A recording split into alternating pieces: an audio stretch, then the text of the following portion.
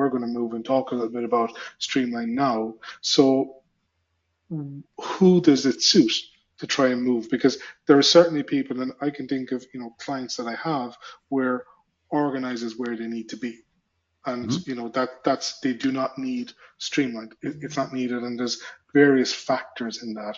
So when we look at the need to move to organized, who's that aimed at? Where do you see the benefits of starting to move towards streamlined? Where's that coming into play?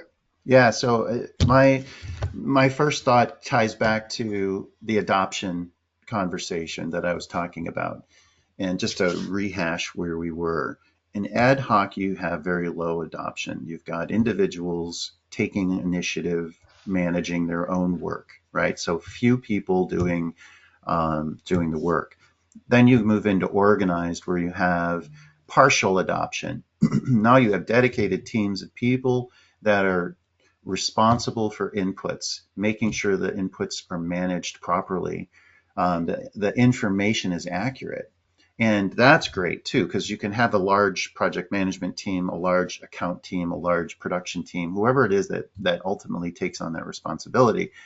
And laddering that back to what type of project you're doing. If you're a big project, task, template kind of a company, that could be handled, right? Because you're dealing with less, but you're dealing with a little bit more detail, all the way down to the the creative department, agency studios, where they have 50 requests in a day and work is flowing in really fast, right? The detail, you still need to capture it, and the process needs to be captured, and things still need to be started and completed in order for you to get any metric of worth out of the system.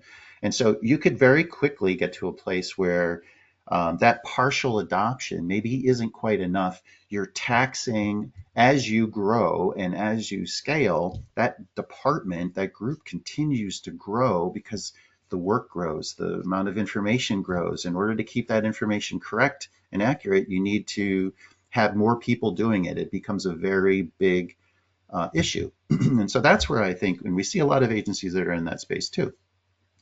How do Yeah, and how do they, you bring up that adoption piece, and actually just it's almost like a tangent. We could probably do our own a separate webinar on this on that adoption piece. It's key to any maturity.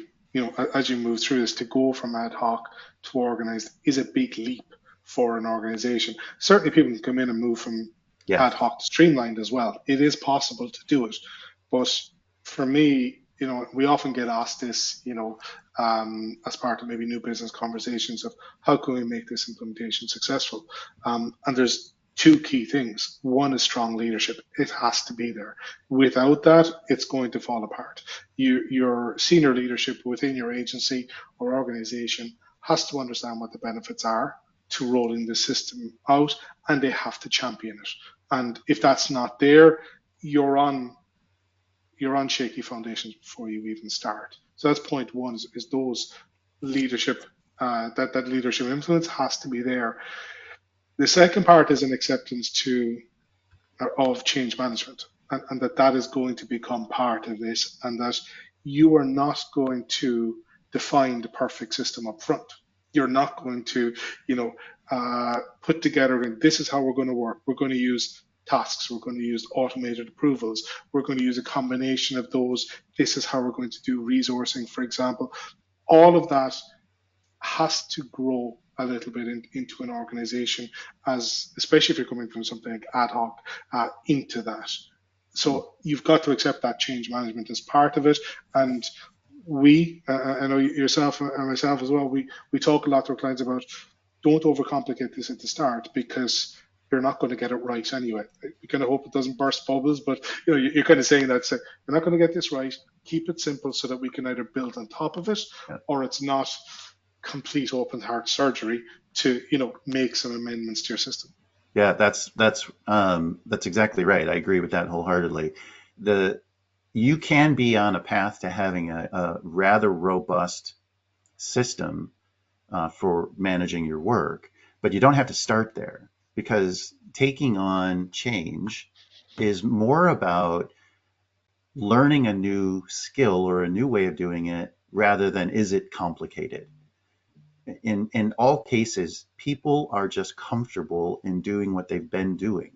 And that's the hardest part to overcome. It's not so much that one system is more complicated than another system. It's always, I'm comfortable, I don't want to change, right? That's why they call it change management. And so in the end, if you can introduce a structure in pieces, you're going to get much faster success. And to your point, leadership is critical.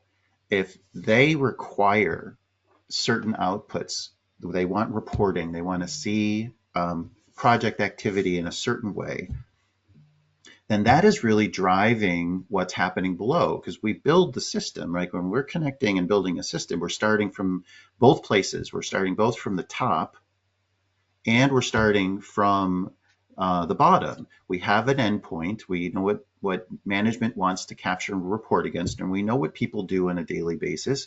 And so we're trying to connect those two pieces together with process and system and organization and tools. And when you do that, you end up in a place where you've got a tool that can passively, for everyone, they're just contributing to their daily workload and it's producing the right kind of result in the end. And all the terminology is connected and all the different tools are connected. And that's what really, really does help it.